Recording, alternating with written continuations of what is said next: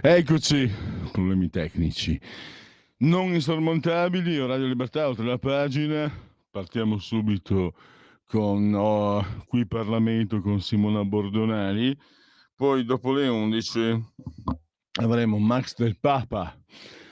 Parleremo dei sindacati verdi di vergogna. Prima hanno sostenuto la transizione green, adesso si lamentano perché è entrato in crisi per colpa della transizione green il mercato dell'auto, e sono fatti così. E poi un tema assolutamente molto importante: la libertà di parola e di pensiero. Ne parleremo con Emanuele Mastrangelo, slash I Speak.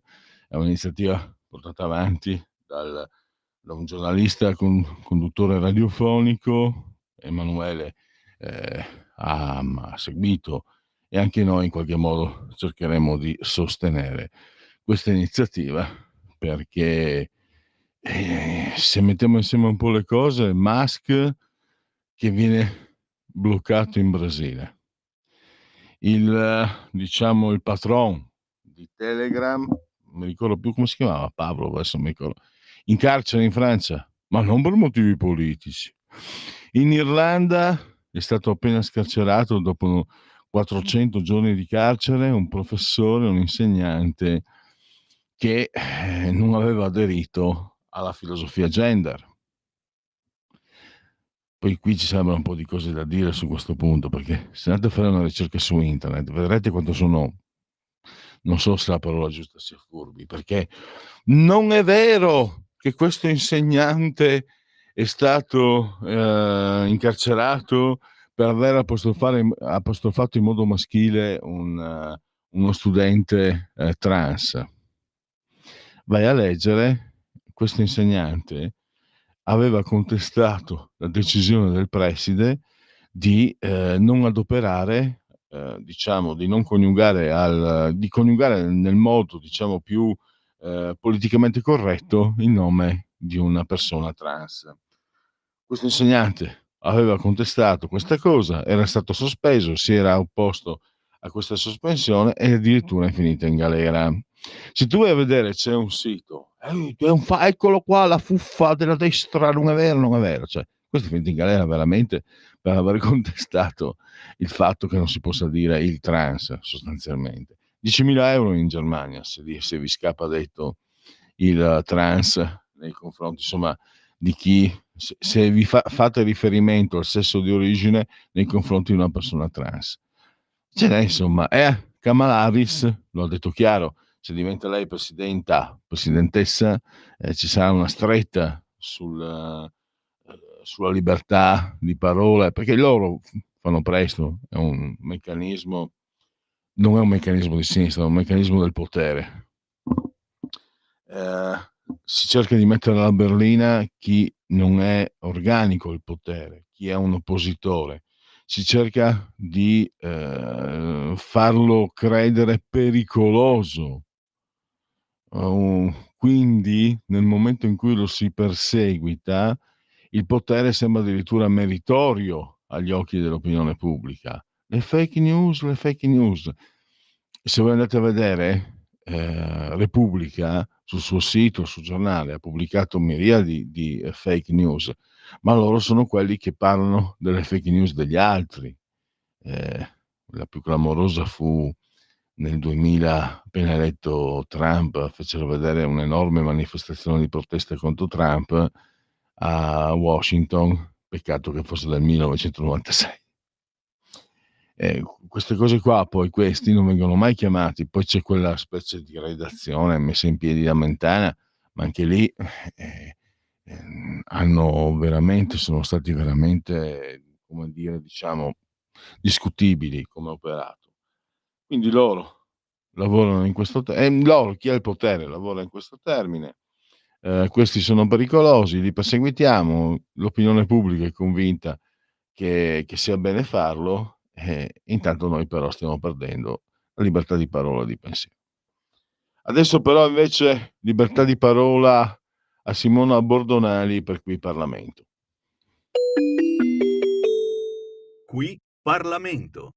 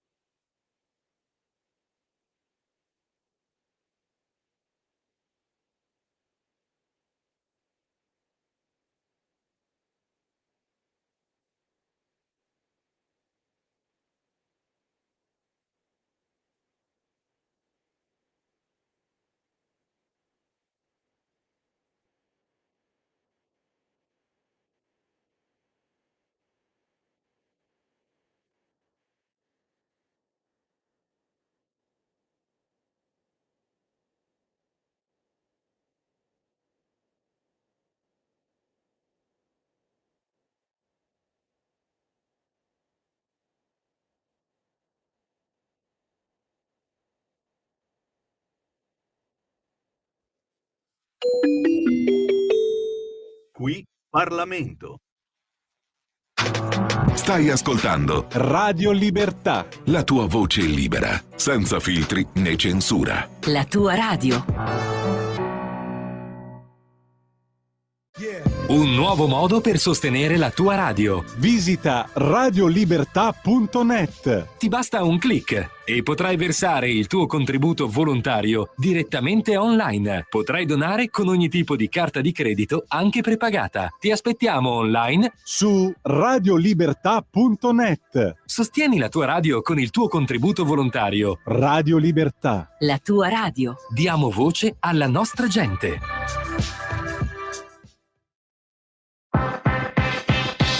Per interagire con Radio Libertà, inviaci un messaggio di testo, audio, video al nuovo numero dedicato a te. 340 6709 659 340 6709 659. Rimani connesso con Radio Libertà, la tua radio. Radio Libertà, torniamo in simultanea quando sono scoccate le 11.03. Oltre la pagina, nell'incipit di questa intervista ho messo sindacati verdi di vergogna. In realtà non è così, loro sono assolutamente, come dire, sfacciati. D'altronde Maurizio Landini è uno che è dal 2010 al 2017 segretario FIOM, poi dal 2019 è segretario CGIL e si è accorto tra il 2022 e il 2023 che gli stipendi dei lavoratori italiani hanno basso potere d'acquisto e sono i più bassi in Europa. Non se n'è accorto prima, chissà come mai. Poi, come ha ricordato il nostro ospite, ci sono anche le foto che adesso mando in circolo. Bellissima la definizione di Max Del Papa, l'uomo che sussurrava ai banchieri. Devo dire che è un vizio dei sindacati, perché ci sono le foto, anche quelle le mando adesso in circolo. Susanna Camusso che ridacchiava a tavola con Mario Monti. Poi non ho trovato la foto, ma mi ricordo una trasmissione televisiva dove lei faceva Cicci Cocò con la Fornero, con Elsa Fornero. Insomma, questi sono i sindacati che abbiamo in Italia. Hanno sostenuto a oltranza la transizione ecologica. Nel momento in cui questa transizione ecologica, l'auto verde, sta provocando massacri che non era, onestamente, noi qui ne abbiamo parlato fin dall'anno scorso, la Lega, eccetera, ma francamente non credo servisse essere delle aquile per capire che quelle accelerazioni lì erano pericolosissime per il mercato. E adesso adesso stanno piangendo perché il mercato dell'auto è in grande pena.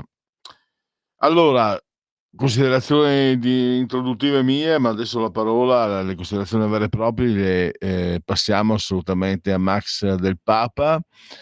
Non è direttore, il blog il faro.it, quindi mi correggo, è sempre comunque un riferimento. Poi anche il blog di Porro, eccetera, dove trovare gli scritti di Max, e anche e soprattutto poi trovarlo qua con noi al lunedì e al martedì con la rassegna stampa di Giulio Cainarca. Benvenuto Max. Buongiorno, grazie dell'invito. Allora, diciamo che sicuramente né io né te siamo sorpresi dal comportamento di questi sindacati.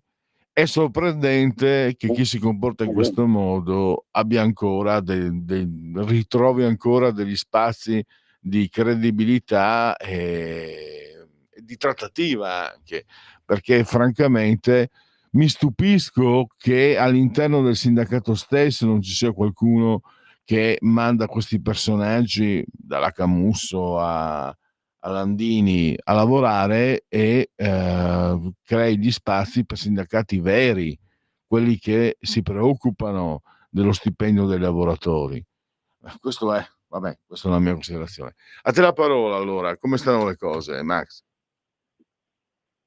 Ma non ci sono mai stati sindacati che si preoccupano per i lavoratori?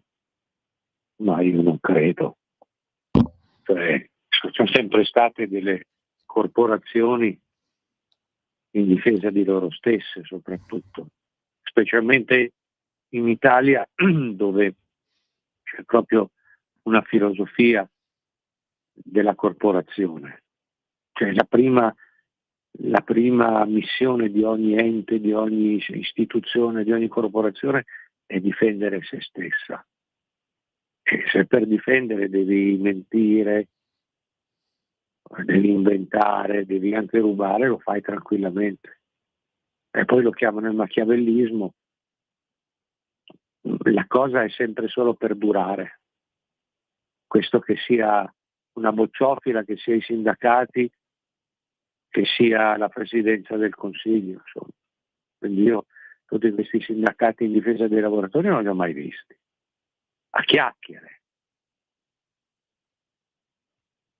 Poi si può notare, come facevi notare tu prima, che sono sindacati perennemente in ritardo sui tempi. Questo qui che ha difeso per anni l'auto elettrica è uno che non sa niente. Landini parla perché, come tutti quelli che non sanno niente, chiacchierano. Ha difeso l'auto elettrica, andava per convegni dei padroni a parlare di vincere la sfida dell'auto elettrica.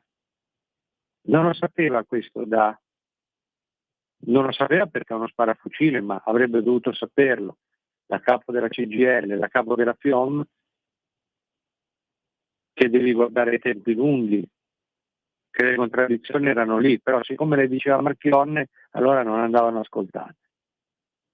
Invece se le diceva Draghi, sì. Era chiaro che l'auto elettrica, senza dei tempi lunghi di digestione, senza dei tempi lunghi di realizzazione, l'auto elettrica è stata buttata in posta esattamente come i vaccini, troppo in fretta, senza verifiche, verificando sulla pelle di chi doveva consumarla, di chi doveva accettarla. Il risultato è stato che il mercato dei cittadini, non quello della finanza, l'ha rifiutata. L'ha rifiutata perché non poteva permettersela. E questo qui non sapeva niente? Non vedeva che queste auto costavano molto più di quello che rendevano, come le energie alternative, che per mettere insieme costava il triplo. Non lo sapeva quello che dicevano già 5-10 anni fa, che un'auto elettrica, essendo praticamente solo computer e batteria, costava da 1 a 2 terzi in meno di costi di fabbrica, di operai, di lavoratori, e quindi avrebbe originato automaticamente 1/3 di licenziamenti.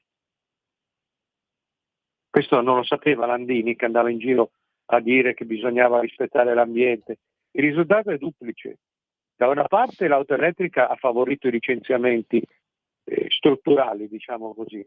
Adesso sta favorendo i licenziamenti economici e finanziari, perché siccome la gente non le compra, tutti i produttori la mollano, devono riconvertirsi, tornano al motore endotermico, tornano all'auto, no, a queste navicelle di terra.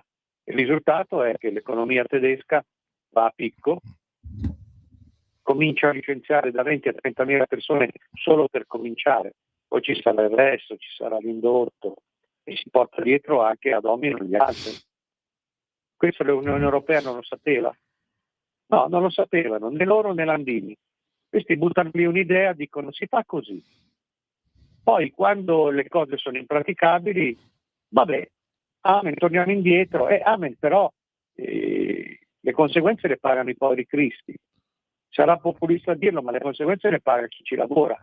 Questi no. I manager che vengono pagati per mandare a picco le aziende non pagano, si pagano, e i sindacalisti come Landini non pagano, uno come Landini dovrebbe essere cacciato. Invece tu vedrai che verrà, come la Camusso, verrà assunto dal PD, verrà fatto eleggere e magari lo fanno anche diventare presidente della Camera, perché di solito i sindacalisti a sinistra diventano presidenti della Camera. Pensa a uno come Bertinotti. Cosa sta Ma così? c'è questo che mi chiedo. Io me lo ricordo sempre, Max. Mio papà, alla fine degli anni 60, era tra i soci fondatori di una Coop. Mio papà, quando ha avuto l'età della ragione, si fa per dire, negli anni 80, non ha mai voluto influenzarmi a parlare di politica, però a un certo punto ha cominciato a spiegarmi, siamo primi anni 80, che i sindacati non esistevano più, non facevano più il loro lavoro, erano venduti. Cioè uno che è socio fondatore della Coop 10-15 anni dopo dice guarda che i sindacati sono venduti. Credo che sia abbastanza attendibile. Mio padre lo era sicuramente. Quello che mi chiedo però, a distanza anche di 40 anni, com'è possibile che il mondo del lavoro non sia riuscito a trovare degli antidoti, qualcuno che lo rappresentasse come si deve? Qui abbiamo gente, questi sindacati all'inizio del secolo, di questo secolo, hanno sostenuto a spada tratta l'immigrazione, che ha ridotto, te lo posso, io parlo per gli ambienti che conosco io, Friuli e Veneto, hanno diminuito la qualità del lavoro e del salario nelle fabbriche del nord-est. Gli operai del nord-est prendono di meno e vengono più sfruttati perché purtroppo c'è la concorrenza degli immigrati, spesso gestiti dalle Coop, eccetera, eccetera. E i sindacati l'hanno sostenuto a spada tratta. I sindacati hanno fatto, Susanna Camusso ha fatto Cicci Cocò con Elsa Fornero, con coloro che mandano gli operai in pensione, li vogliono mandare a 70 anni. Cosa succede? Perché il lavoratore italiano non è più in grado, non è più capace di crearsi degli antidoti, di crearsi come dire, degli strumenti per poter trattare come si deve, non con personaggi che lo dicono i risultati. Io non mi permetto, perché non ho le prove, non posso dire che sono venduti. Mio padre lo diceva. Ma è chiaro che quando stai dalla parte degli immigrati che portano, non che portano via il lavoro, che riducono la qualità della vita, stai dalla parte dell'auto elettrica, eccetera, nella migliore nelle ipotesi, diciamo, se è un sindacato che sbaglia, sicuramente se è un sindacato che va contro gli interessi dei lavoratori. Perché i lavoratori non sono riusciti a formare una classe sindacale che li rappresentasse come si deve? Questa qui è,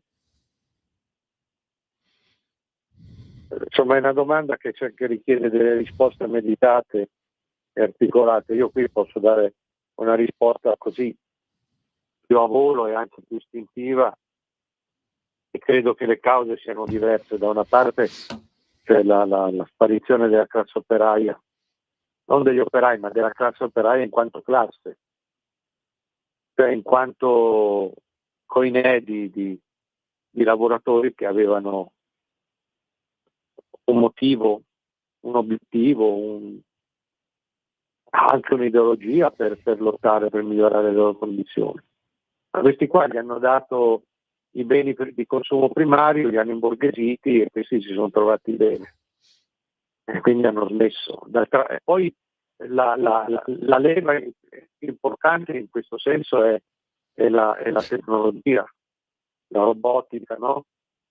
Non avevano già capito le Brigate Rosse negli anni 70, che volevano instaurare un regime comunista o cambogiano o leninista, come ti pare. Non avevano capito che già all'epoca la robotizzazione delle fabbriche li metteva fuori gioco.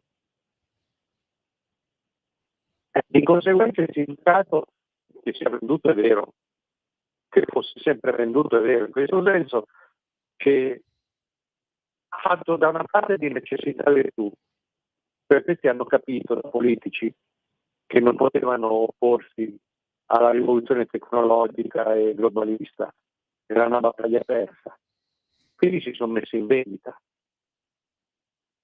hanno tratto quello che potevano per sé, non per le masse che pretendevano di rappresentare e che di fatti sempre più li mollano. Mhm. È una scelta di realismo e di rassegnazione. Di rassegnazione nelle masse lavoratrici, operaie, e di realismo da parte di quelli che le conducono, che pensano, no, beh, noi chiariamo, non sanno niente. O meglio, sanno dove va a finire il capitale e quindi ci si infilano dentro. Landini è un retore comunista, ma in realtà lui segue i soldi, segue la politica dei soldi, ed è chiaro che lui sta facendo politica perché spera di scalzare la Schlein, o almeno dalla Schlein di farsi infilare per andare dove? A Bruxelles, nel Parlamento europeo, cioè nel falansterio bancario e finanziario più importante che c'è. Come si fa a parlare di una rappresentazione o di una coscienza di classe in queste condizioni?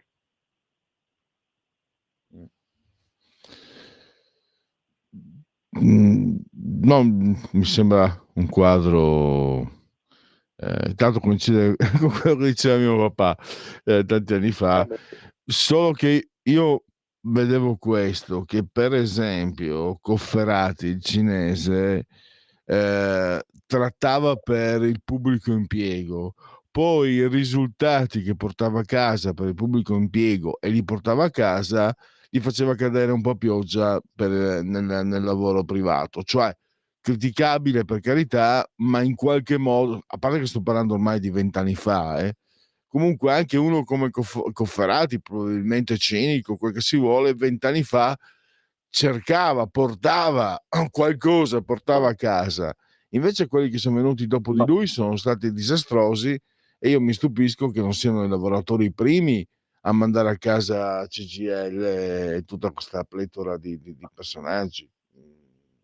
Tutto lì. Ma la CGIL è solo un dipartimento del PD, cioè non c'è neanche quella, è sempre stato così. La CGIL è sempre stata una filiale o un'ancella del partito. Prima poteva esserci qualche margine più di autonomia, se non altro di pensiero, adesso no, assolutamente è diventato una cosa unica.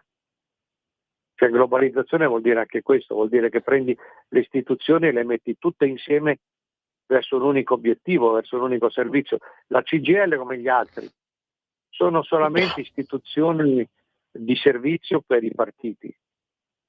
Poi io ho come l'impressione che qua tutti, da sinistra a destra, c'è un'area di sbaraccamento totale in tutti i partiti e di conseguenza anche nei sindacati. Finché possono, sono istituzioni pubbliche e spolpano l'osso pubblico, che è sempre una metà del circolante, quindi è sempre un bell'osso da spolpare. Però questi è come se si comportano come se sapessero che i loro giorni sono contati, cioè questo sistema qui, sono democrazie che ormai non si preoccupano neanche più della legalità formale. Perdono delle elezioni, fanno come se le elezioni non ci fossero state, si rimettono insieme pari come prima. Così in Francia, così in Germania, così in Europa. Questi si comportano come quelli che sono alla fine proprio del tramonto e pensano a mangiare quello che possono, ma ancora per 10-5 anni, poi spariscono, senza rimorsi, senza ambizioni, spariscono, mettono a profitto le conoscenze che hanno approfondito nella stagione di potere, che di solito sono brevi, le mettono a profitto e diventano mercanti, come Renzi, come D'Alema, ma tutti. Io ho questa impressione qua all'interno di tutti i partiti, nessuno escluso, anche quelli che adesso stanno al governo. Cioè c'è uno sbracco totale. Ieri Lollobrigida è andato a non so quale convegno in Bermuda e parlava in maniera istituzionale. Bermuda, sandali. E quell'altra, la Meloni, che va a New York, anche lei non si salva delle contraddizioni, cioè lei sta con tutti. Sta con Israele, ma gli chiede di andarci piano con la rappresaglia e coi bambini.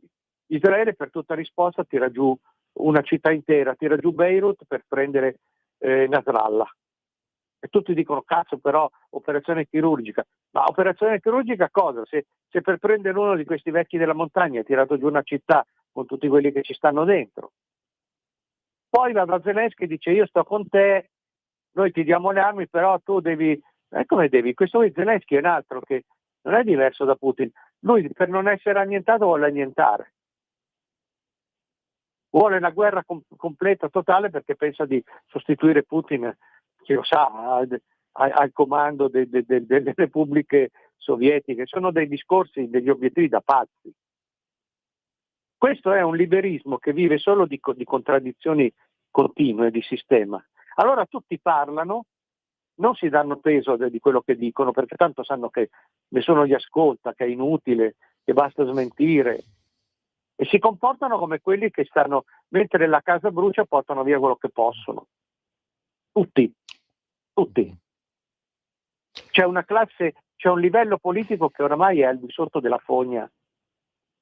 Che prendono delinquenti, pregiudicati, cose e li mettono proprio nei parlamenti, nelle istituzioni anche sovrastatali, senza rimorso.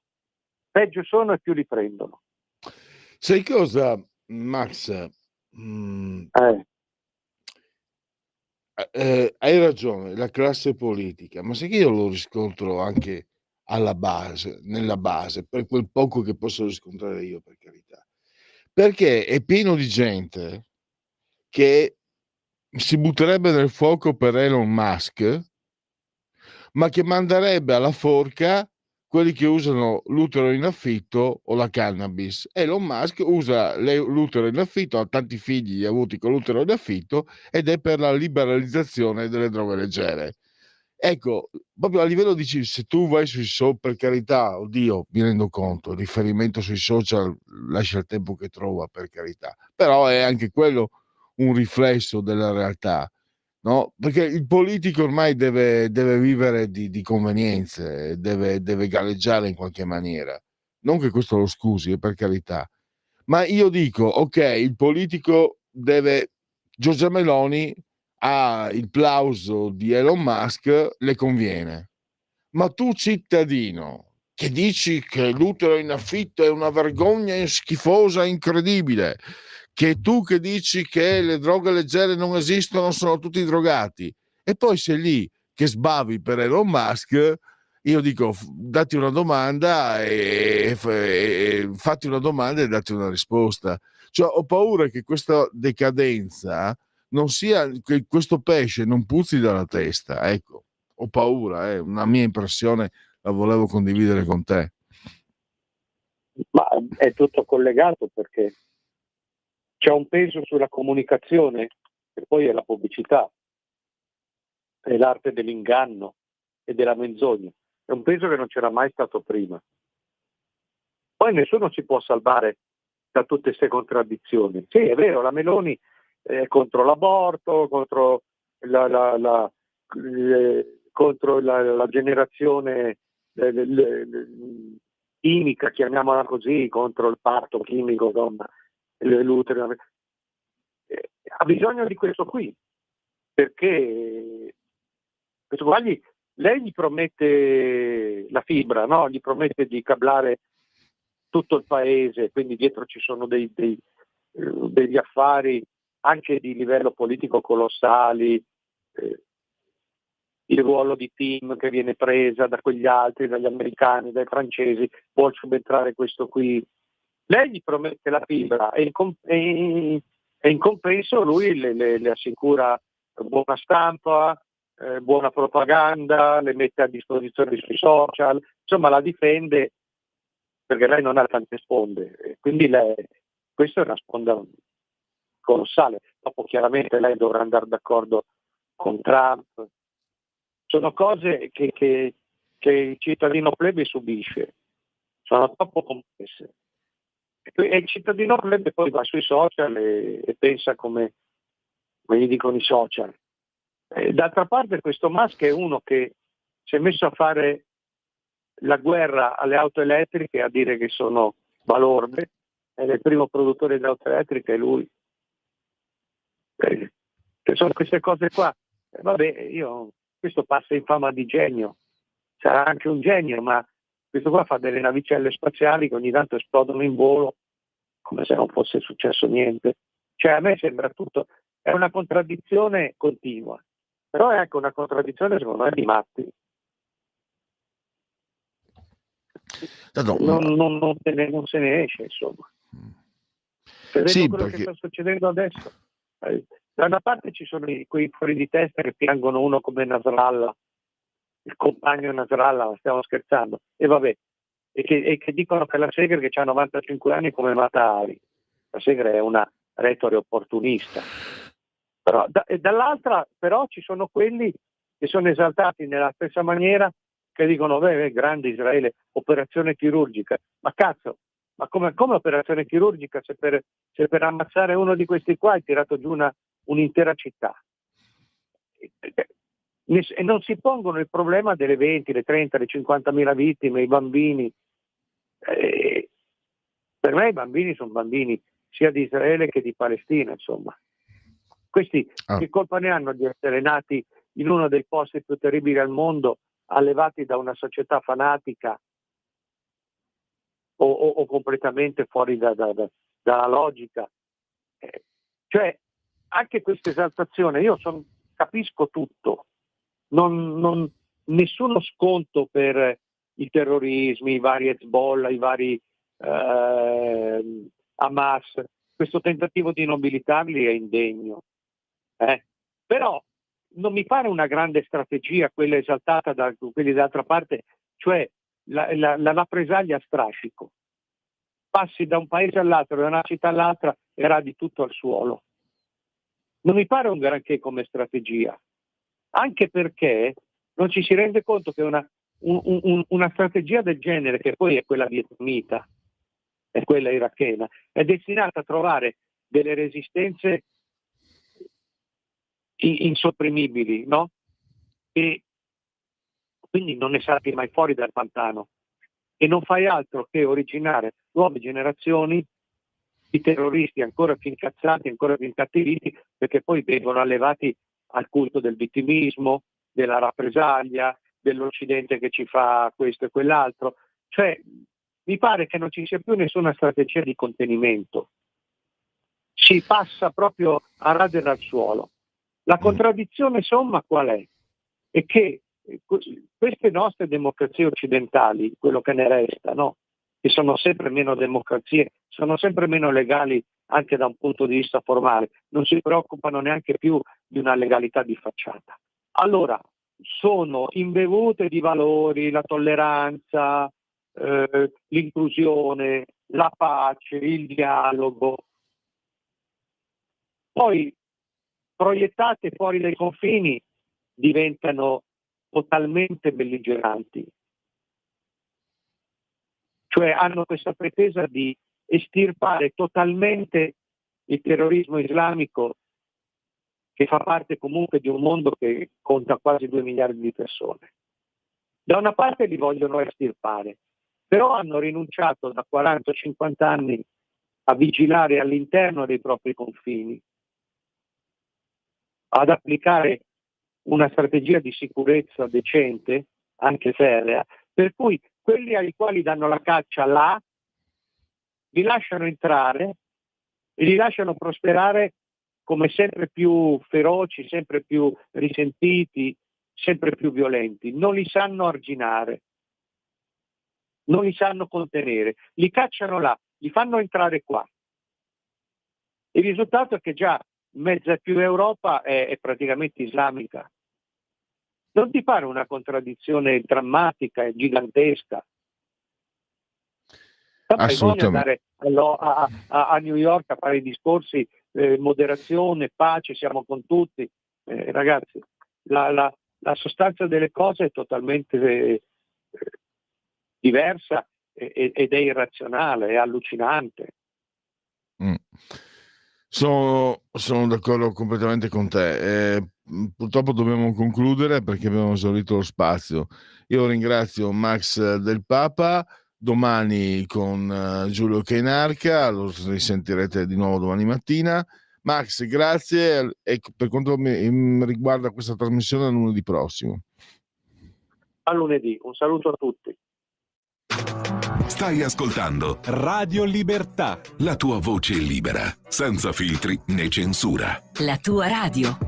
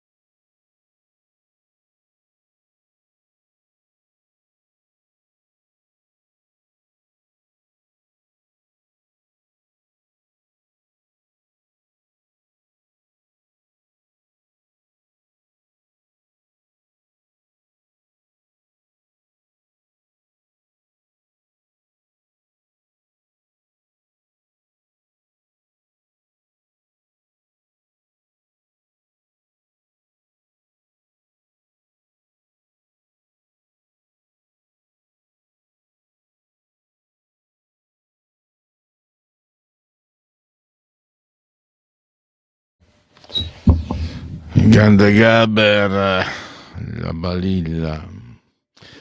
Allora, fatemi leggere velocemente a Radio Libertà, oltre la pagina, abbiamo già il collegamento al prossimo ospite. Volevo leggere: ormai la maggioranza degli iscritti al CGIL sono pensionati, scrive questo ascoltatore su WhatsApp, e non hanno più iscritti che rappresentino la classe lavoratrice. E poi ancora Arturo Calligaro: i sindacati non hanno fatto mezz'ora di sciopero per la Fornero. Tutti i capi della CGIL sono passati dal sindacato al Parlamento dai tempi di Cofferati. Crederei nuovamente nei sindacati quando i vertici lo facessero gratuitamente. Arturo si ricorderà, ero appena arrivato qui a 2005. Adesso purtroppo non ricordo più il segretario prima di Camusso della CGIL, scoppiò lo scandalo, lo trattò anche addirittura, incredibile, l'Espresso, perché a una riunione, un'assemblea, quello che era insomma della CGIL qui a Milano, il segretario della CGIL soggiornò per alcune notti in un albergo a già quella volta 500, in una camera da 500 euro rotti a notte. E la cosa fece scalpore, insomma, anche se poi è finita tutta lì. Questi sono loro, insomma. E Adesso andiamo a trattare. Intanto fatemi salutare, dovremmo averlo in collegamento Skype, Emanuele Mastrangelo di Centro Eccomi, Studi Machiavelli. buongiorno. Mi Ciao sentite? Emanuele. Allora, no, tutto bene no, perché secondo me il problema che hai sottolineato oggi non ci sono le vuocate, c'è la libertà. E secondo me la tua iniziativa, non solo tua, però molto bello il tuo articolo di qualche tempo fa, sintetico, che però fa la fotografia, cioè qui non ce ne stiamo accorgendo, non so se sia la strategia della rana bollita, ma abbiamo sempre di più la libertà, diciamo, sottratta. Abbiamo il fondatore, il patron di Telegram addirittura in galera, Musk,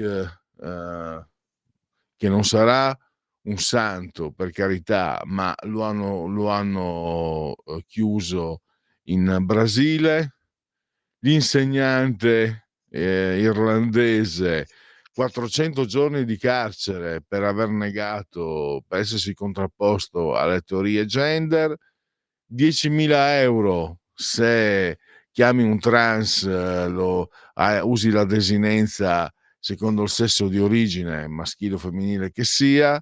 Insomma, nel momento in cui vedo anche i potenti colpiti, perché Musk, poi mi confondo sempre Musk e Tusk, e il patron di Telegram sono miliardari, se anche loro vengono perseguitati, il quadro è preoccupante sul serio, ma proprio senza fare allarmismi, ed è importante anche l'iniziativa che tu stai sostenendo insieme al giornalista Claudio Talocco.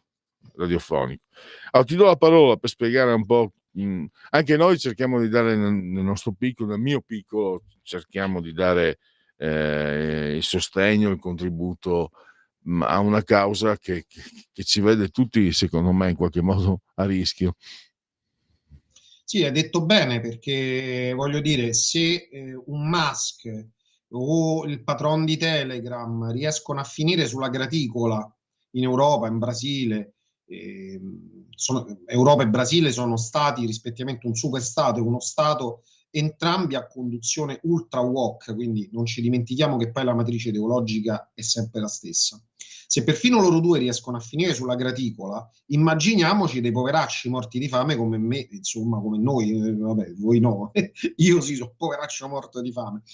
L'iniziativa, allora, l'idea è nata da Claudio Talanti, un vostro collega, la concorrenza, tra virgolette, Non Limits Radio di Milano, e praticamente c'era venuta in contemporanea, lui però l'ha concretizzata, è stato molto più operativo. Io sono più un velleitario, sono un parolaio, e questa iniziativa si chiama I Speak, io parlo, la trovate sul sito i-speak.online. Ci sono già molte adesioni, c'è l'adesione per esempio del Centro Studi Machiavelli, fra gli altri, e si propone di sensibilizzare l'opinione pubblica e soprattutto i nostri decisori politici su questo rischio. Il rischio è che nei prossimi anni, essendocene per la prima volta nella storia i mezzi, molto più che sotto qualunque tipo di dittatura del passato, perché le dittature del passato, Orwell insegna, si basavano soprattutto sulle manganellate, i gulag, i lager, eccetera. La dittatura contemporanea o democratura si giova invece di strumenti molto più subdoli e pervasivi. Per esempio, lo sfruttamento della rete, lo sfruttamento dell'intelligenza artificiale, unito alla capacità di manipolazione su tutti i media. Per cui riusciranno, come dice un famoso meme, a far passare i buoni per cattivi e viceversa. Allora, noi abbiamo estrema necessità di essere consapevoli dei rischi che stiamo correndo, sono rischi gravissimi, sono rischi che minano alla base stessa la nostra concezione di democrazia o comunque di Stato di diritto che abbiamo maturato in Occidente a partire dall'antica Grecia. dove il diritto a potersi esprimere liberamente, anche pagando le conseguenze, ma comunque a poter dire ciò che si pensava liberamente, era uno dei pilastri cardini della civiltà greca, poi romana, poi occidentale. Anche quando si parla dei secoli bui, eccetera, la libertà di poter discutere degli argomenti non è mai stata realmente messa in discussione. E quando ti tirano fuori Galileo Galilei o Giordano Bruno, dobbiamo calare questi casi nei loro tempi, ricordare che comunque sia finita più o meno male per i due, c'è stata un'apertura al dialogo nonostante il finale, cioè paradossalmente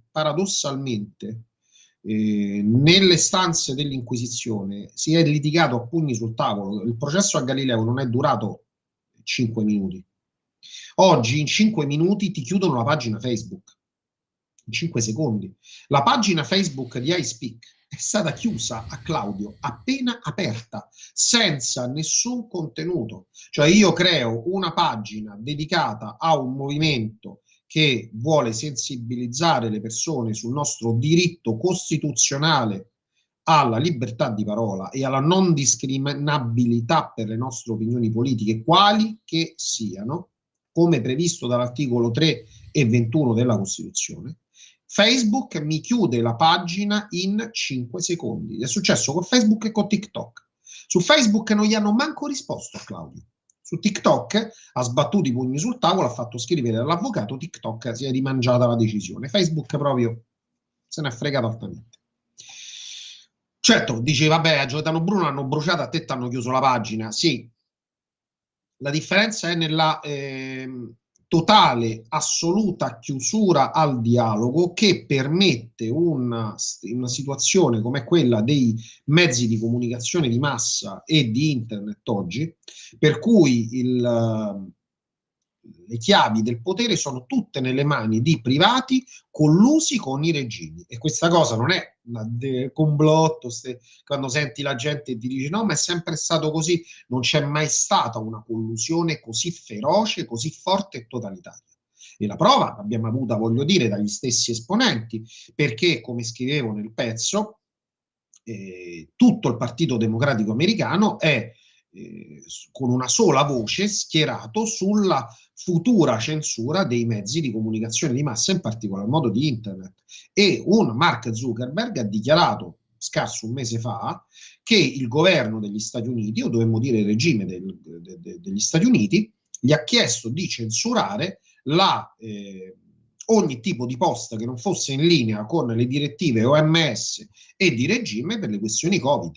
Cosa che noi abbiamo sperimentato sulla nostra pelle. Ci sono fior di canali di controinformazione che per aver utilizzato il termine vaccino si sono visti chiusi canali YouTube, sono visti chiusi pagine Facebook, si sono visti chiusi profili Twitter all'epoca quando non c'era ancora Musk e così via.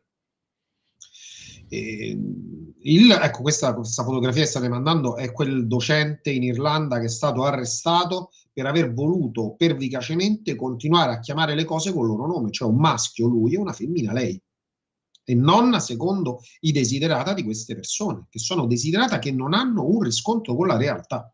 Ribadisco, se io mi alzo domani mattina e dico io sono Napoleone, nessuno è obbligato a chiamarmi Votre Majesté l'Empereur, nessuno.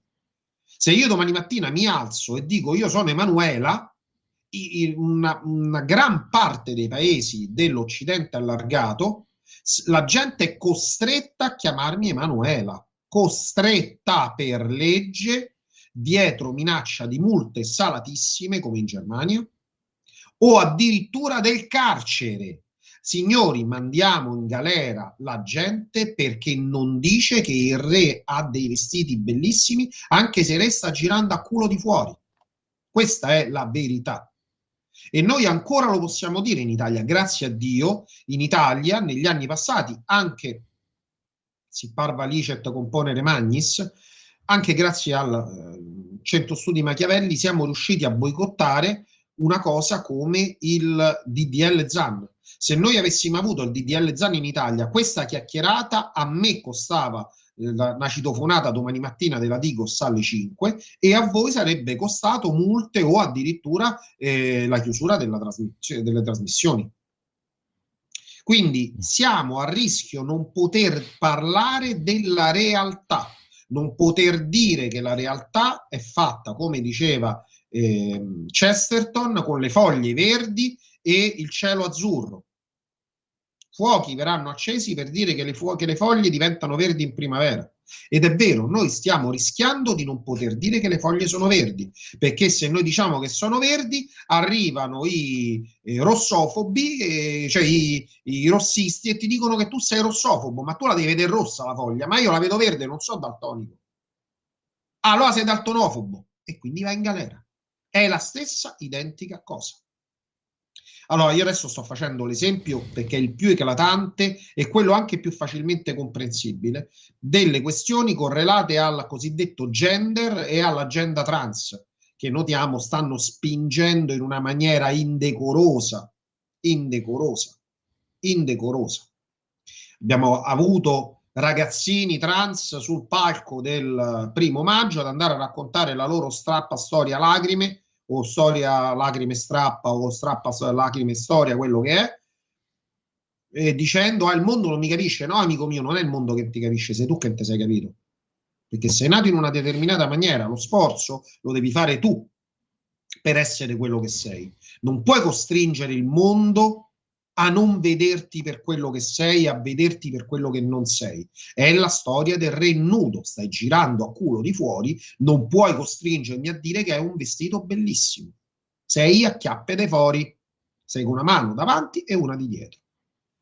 Allora, io devo poter dire che la verità è questa, devo poter dire, Orwell citando, 2 più 2 fa 4, senza tema che ci sia un cinquista che mi viene a dire sei cinquofobo perché non dici che fa 5. Questo è l'esempio più banale, però ricordiamoci che la stessa cosa riguarda temi di scottante attualità, che sono le terapie per una determinata malattia. L'abbiamo sperimentato col Covid. Chi ci aveva ragione? Quelli del tachipirina e vigilattesa o quelli antinfiammatorio, antibiotico e eparina? Alla fine a me mi hanno salvato la buccia con i secondi. Antibiotico, antinfiammatorio e eparina. Se no io a quest'ora non stavo qua a parlare in radio, stavamo a parlare con una tavoletta Ouija e io stavo a cogliere fiori da sotto al cimitero. Chi ci aveva ragione? Però quelli sono stati censurati. Quelli che ti dicevano tachipirina e vigilattesa girano ancora a piedi liberi e presentano i loro libri in giro, con gli applausi del pubblico di coglioni mascherinati. Quindi questo è uno dei tanti esempi, ma possiamo parlare di tante altre cose. Il mondo è pieno di guerre in questo momento.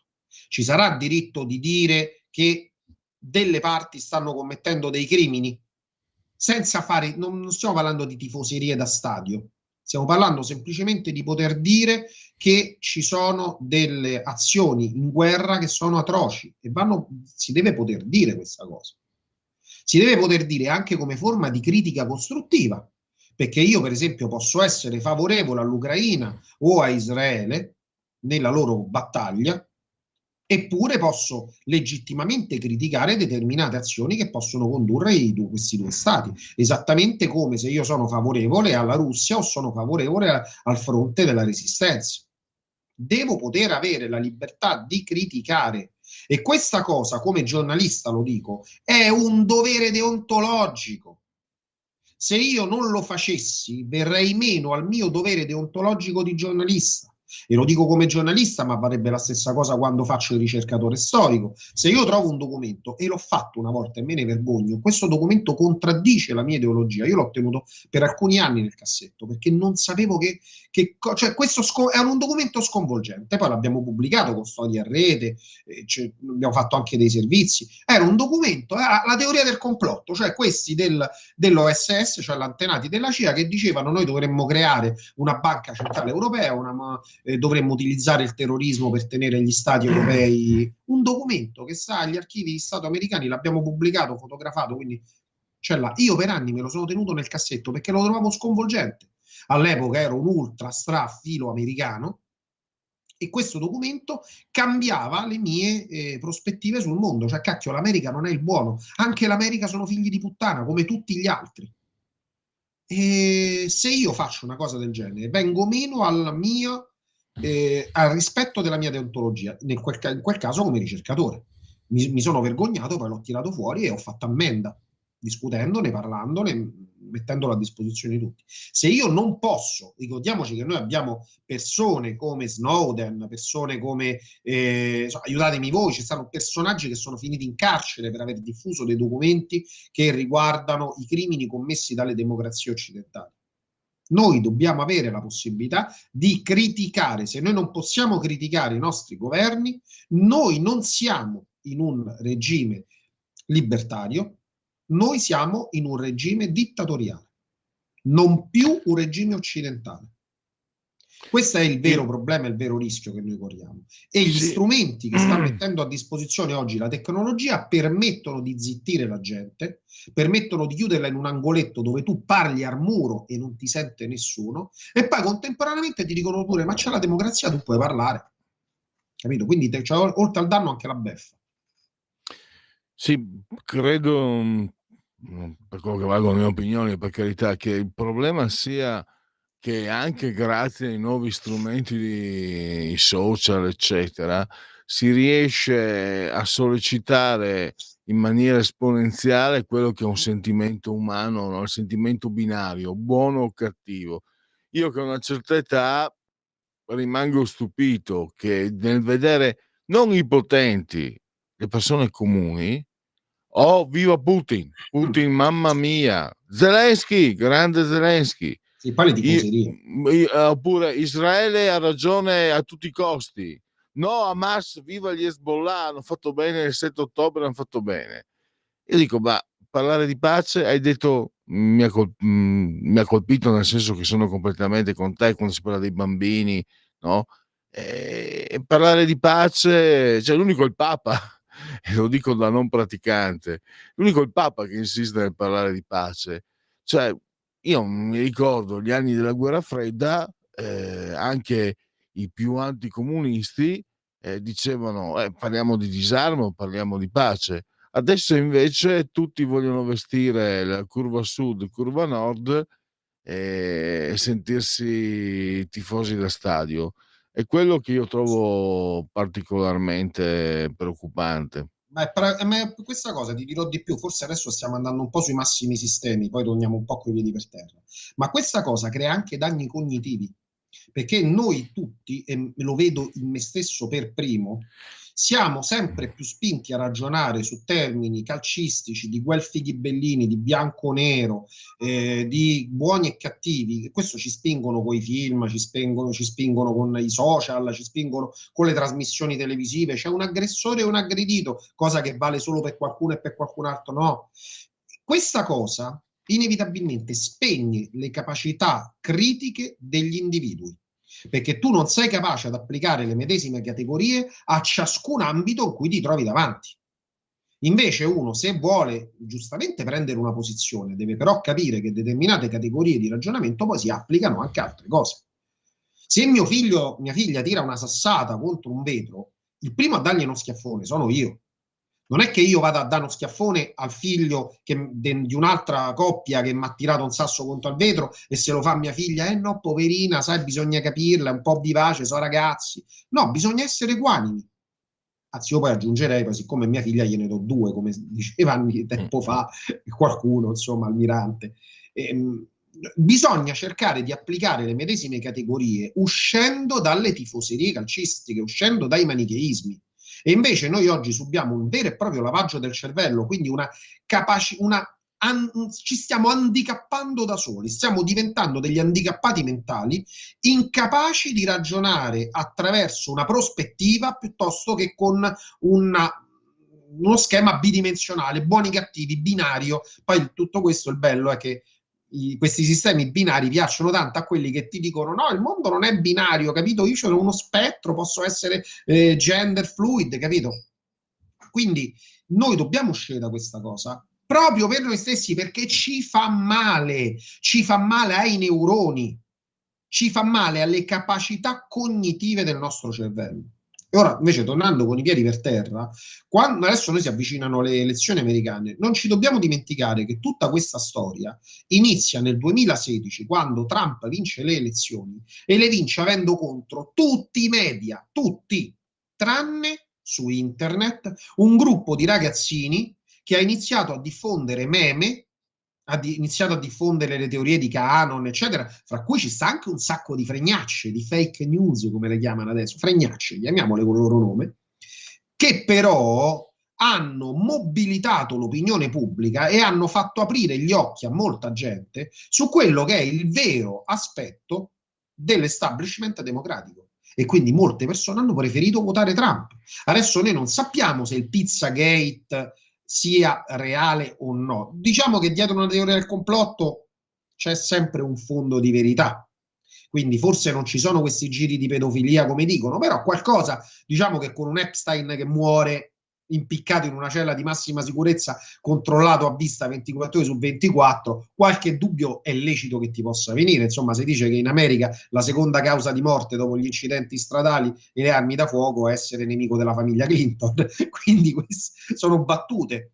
Però all'epoca questo gruppo di ragazzini, facendo circolare queste battute, facendo circolare la verità, per esempio, sulle email della Clinton, che fu un atto gravissimo dell'amministrazione Obama, aver permesso che la Clinton, nel ruolo che rivestiva in quell'amministrazione, utilizzasse in quella maniera le email. Però questa cosa la stampa mainstream non l'ha fatto uscire, l'hanno fatto uscire dei ragazzini con i brufoli in faccia che passano metà del tempo a cercare il porno e l'altra metà a fare meme ridanciani su internet, sono riusciti a sfondare, a distruggere la corazzata dell'establishment. E vi ricordate la Bottero che piangeva? Ah, ma se la gente non fa quello che diciamo nei giornalisti, dove andremo a finire? Ecco, piagni, perché tu hai tenuto bordone a un regime e un gruppo di ragazzini brufolosi è riuscito a fregarti. Da quel momento in poi in Europa è venuta la paura nera. Vi ricordate il rischio? Ah, ma adesso in Germania vincerà la Le Pen. L'AfD in Germania ancora non si era sviluppato, ma c'era il rischio in Austria. Tra l'altro adesso in Austria piangono i liberal, perché l'ondata lunga alla fine qualcosa raccoglie. Quindi c'era questo terrore, c'era il terrore che Vox in Spagna potesse fare il balzo, che la Le Pen potesse conquistare il potere in Germania, in Francia. In Italia nel 16 cominciavano a cambiare le cose. Quindi l'Europa terrorizzata, dobbiamo mettere fuori leggi i meme. Ma vi rendete conto? Mettere fuori leggi i meme? I meme sono delle vignette umoristiche. State dicendo per la prima volta nella storia dell'Occidente che il giullare va impalato. Ricordiamoci che il giullare è quello che aveva il diritto di prendere per il culo il re pure sul letto di morte. E nessuno ha mai pensato di mettere la mordacchia alla satira nella storia dell'Europa, salvo durante i regimi totalitari. Quindi noi stiamo pianando la discesa verso un regime totalitario che però si maschera da democrazia. Perché? Perché abbiamo gli arcobaleni, i matrimoni gay e possiamo chiamare i maschi con gli aggettivi femminili o gli asterischi alla fine. Bel cazzo di democrazia, scusate. Esatto, devo chiudere però purtroppo, non per censura ma per spazio. Ricordiamo allora ancora / I speak, io parlo. Io direi che speak.online il sito e l'hashtag è #ispeak io parlo. E noi continueremo a parlarne perché è in gioco qualcosa di gioco qualcosa di grosso, sì. Di grossi, sì, tu, ripeto, complimenti per il tuo articolo che è apparso appunto sul sito del Centro Studi, perché hai avuto proprio il merito. L'articolo, sì, scusa, non l'avevo detto, l'articolo è sul Centro Studi Machiavelli perché il Machiavelli aderisce ad iSpeak. E ha il gran merito di sintetizzare proprio quasi in modo fotografico e ti rendi conto, come hai messo insieme tu tutti i fatti, ti rendi conto di cosa sta accadendo. Grazie allora a Emanuele Mastrangelo, al Centro Studi Machiavelli, e a risentirci presto. Ciao, grazie a voi, grazie mille.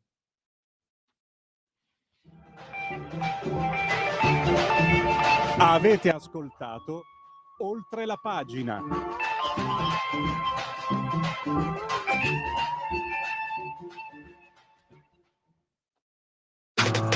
Stai ascoltando Radio Libertà. la tua voce libera, senza filtri né censura. La tua radio.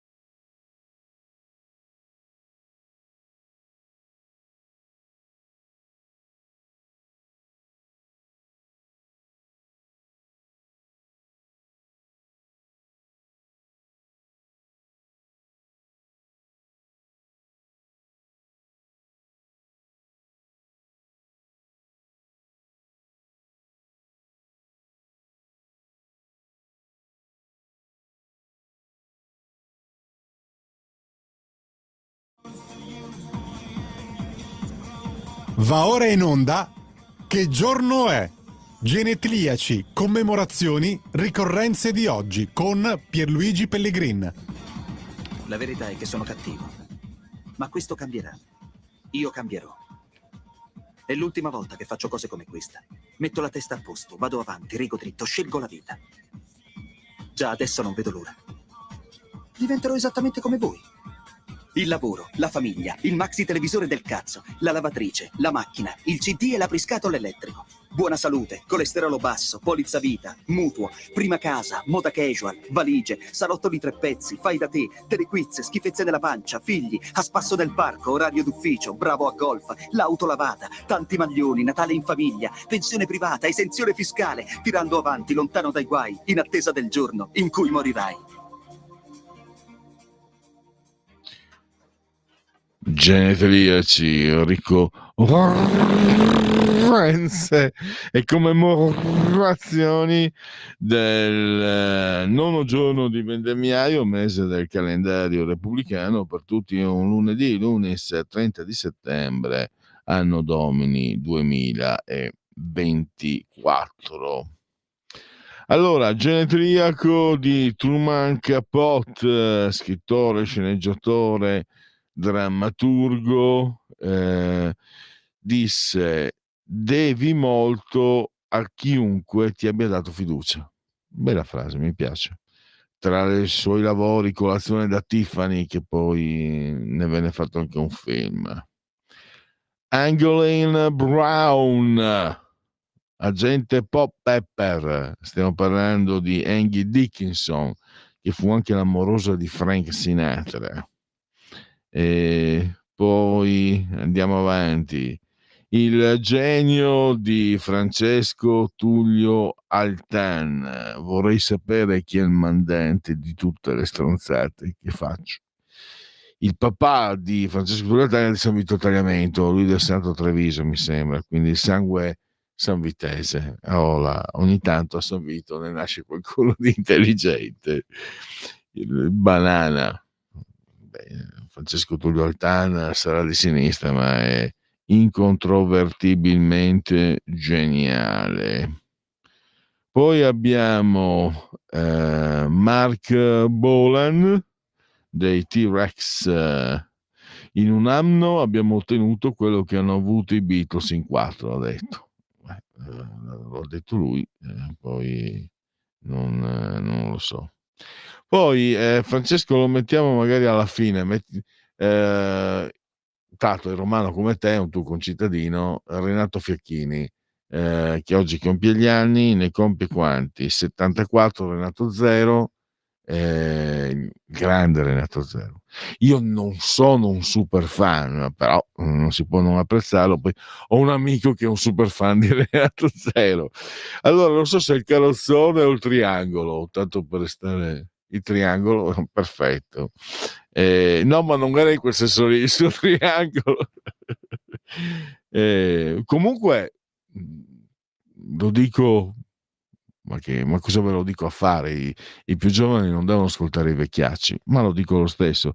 Quando esplose con grande successo Renato Zero, vi assicuro che è stato, non per me ovviamente, non per noi giovani di allora, però per tanti era un po' un pugno nello stomaco. È stato davvero coraggioso, è andato davvero controcorrente, mettendosi in gioco. Quindi poi la sua qualità, credo forse anche le qualità umane, artistiche, eccetera, lo hanno fatto diventare amatissimo e apprezzato.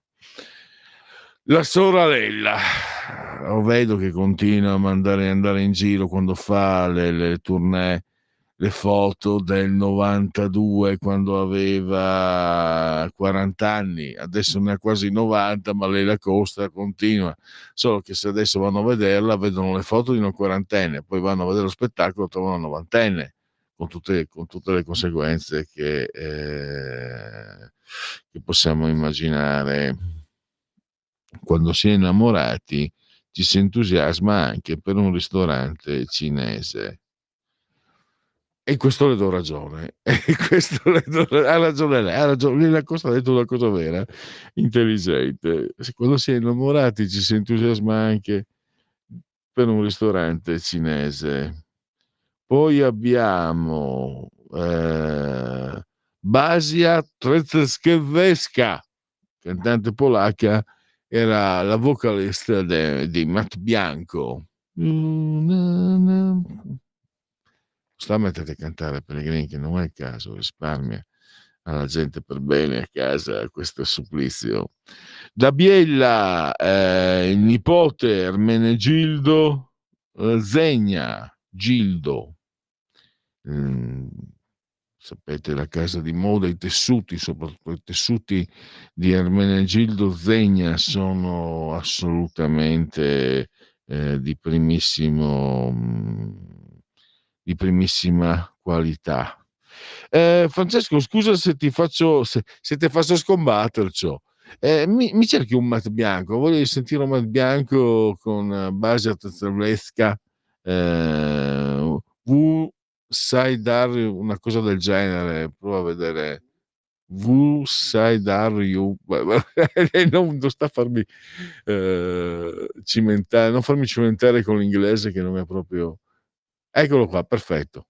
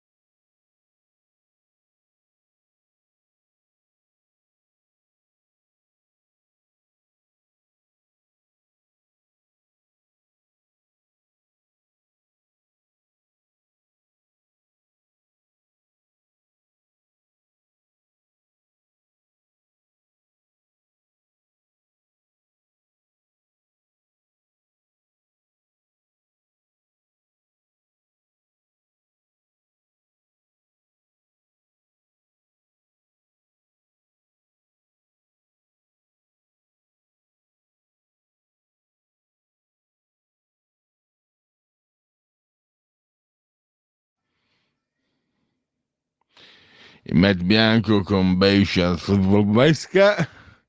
40 anni or sono esploso autunno-inverno 1984 e mi sembra che reggano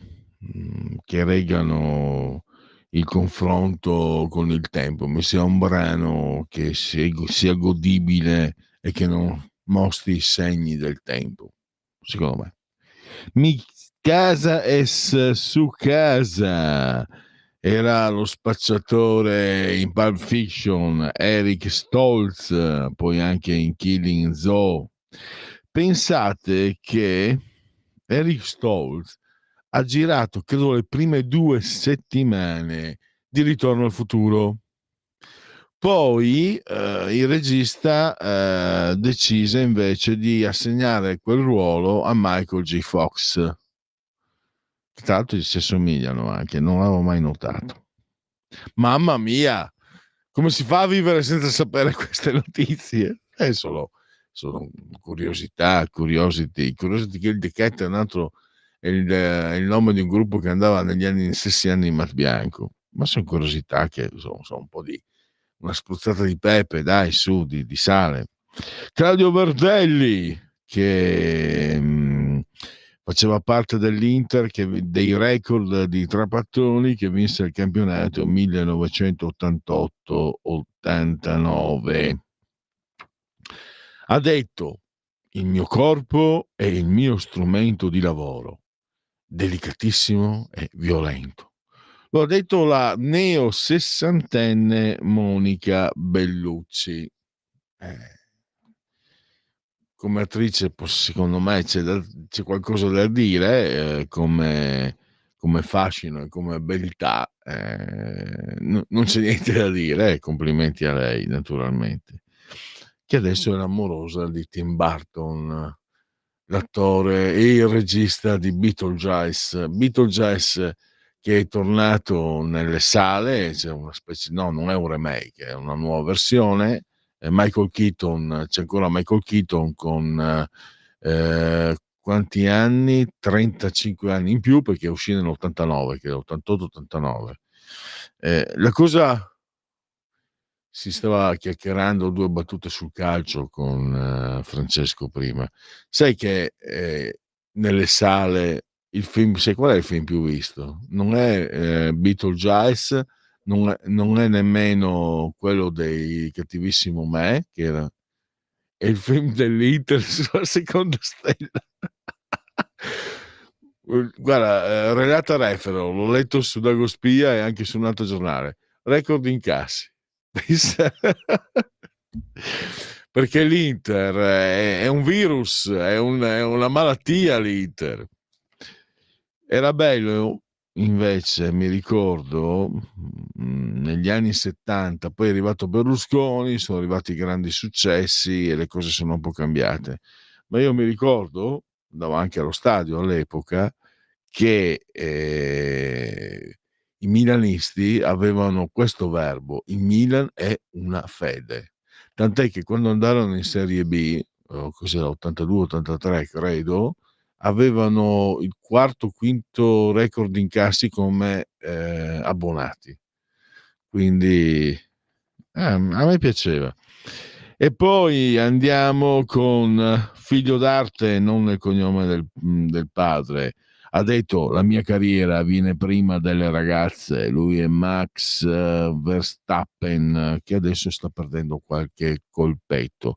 Allora io direi che possiamo chiudere con i genetriaci e apriamo, c'è la sigla di Segui la Lega.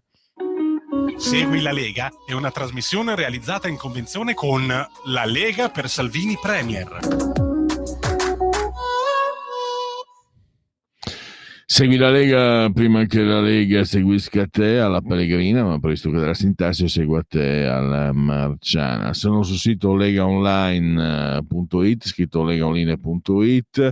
Difendere i confini non è un reato. Hashtag io sto con Salvini, fai sentire la tua voce, firma anche tu.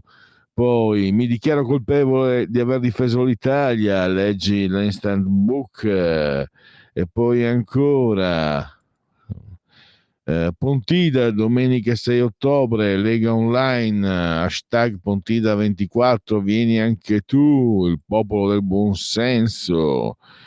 Iscriviti nelle piazze in rete, campagna tesseramento 2024, è molto facile, lo si può fare versando 10 euro anche tramite PayPal, poi i dati richiesti, anche il codice fiscale e poi naturalmente vi verrà recapitata per via postale alla Magione, ma se di mezzo ci sono le poste italiane, vi consiglio ampi e profondi gesti apotropaici alle femminucce, ai maschietti, a tutti i sensi previsti e non previsti, perché io sono molto inclusivo. La tessera Lega Salvini Premier. Poi abbiamo il 2 per 1000, il momento di autodeterminazione. C'è anche il calendario, naturalmente ci sono che aspettate, vado a finire allora. Facevo il lavoro completo, servizio completo. Le feste della Lega, c'è l'elenco con tutte le feste e c'è il libro Controvento di Matteo Salvini, quindi davvero tanta carne al fuoco. Il 2 per 1000, il momento di autodeterminazione civica, sono soldi nostri che però lo Stato vorrebbe ingoiarsi, noi però possiamo dirgli dove spenderli. In questo caso, questo è una redazione della Lega, gli indichiamo D43, cioè indichiamo la Lega. D di Domodossola, 4 il voto in matematica, 3 il numero perfetto, il 2 per 1000. E infine andiamo a vedere le apparizioni radio-televisive dei protagonisti, di eroi della Lega. Abbiamo allora lunedì 30, oggi alle 15.55 il sottosegretario Claudio Durigon a Tagadà alla 7. Poi abbiamo Rossano Sasso, sempre oggi alle 18.40 il Timone, giornale radio. Domani, ora antelucana per chi vi parla, alle 8.55 del mattino, Alessandro Morelli ad Agorà, Rai 3, il sottosegretario alla programmazione economica. Sempre domani, ma alle 22.45, sempre carta bianca, con Bianca Berlinguer su Rete 4, Claudio Borghi. Poi dopodomani, mercoledì alle 17.15, Alberto Gusmeroli, capogruppo, no, presidente commissione attività produttive, economia, Sky TG24 17.15. L'europarlamentare Silvia Sardone, Rai 2, alle 23, mercoledì 2 ottobre. Poi quella che è stata per anni una voce storica di Radio Padania, il presidente dei senatori leghisti a Palazzo Madama, Massimiliano Romeo, a Un giorno da pecora, alle 13.45, giovedì 3 ottobre.